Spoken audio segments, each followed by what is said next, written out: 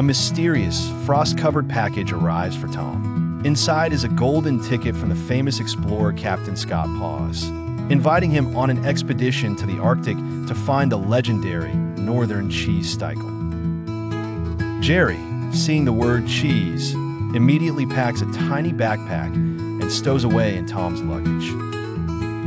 They arrive at the frozen tundra via a dog sled. The moment Tom steps out, he slips on a patch of black ice, landing flat on his back.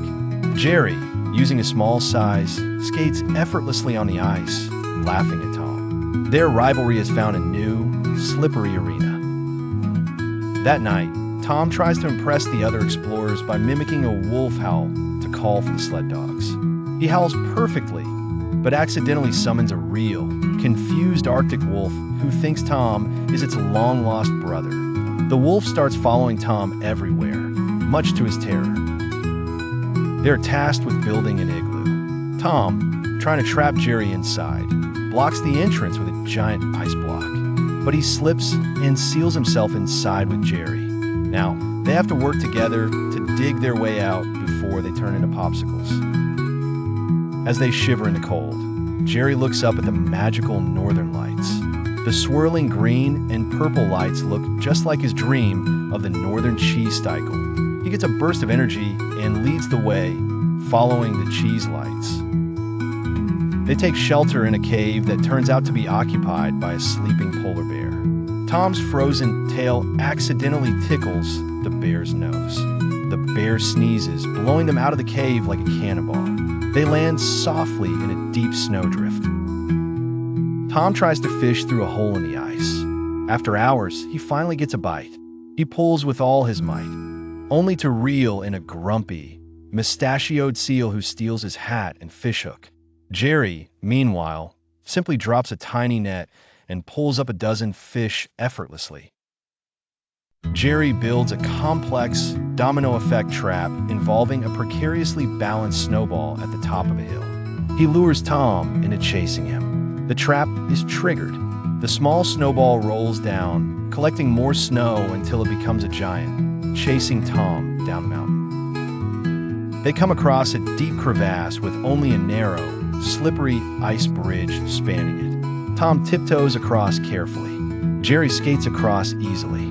But halfway, they meet in the middle.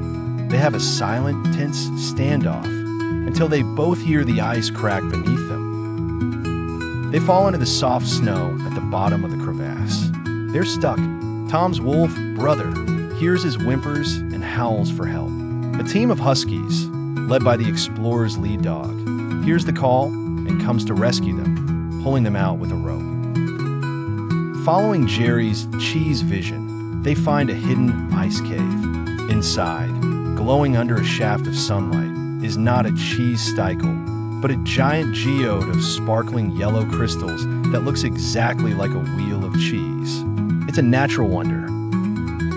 As they marvel at the discovery, a large shadow falls over them. They turn slowly to see a giant, furry, abominable snowman, Yeti. They scream and hug each other in fear.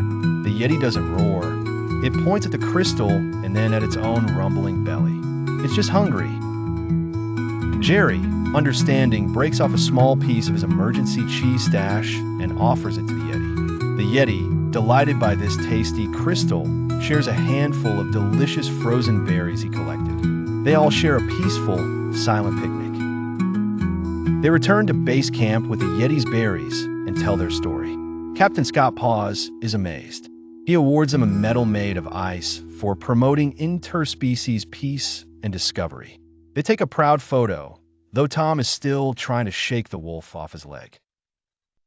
Back home, thawing out by the fire, they enjoy the leftover frozen berries. They're the sweetest things they've ever tasted. They're both warm, full, and happy until Jerry sees the last berry. He grabs it. Tom grabs the other end. The tug-of-war begins anew.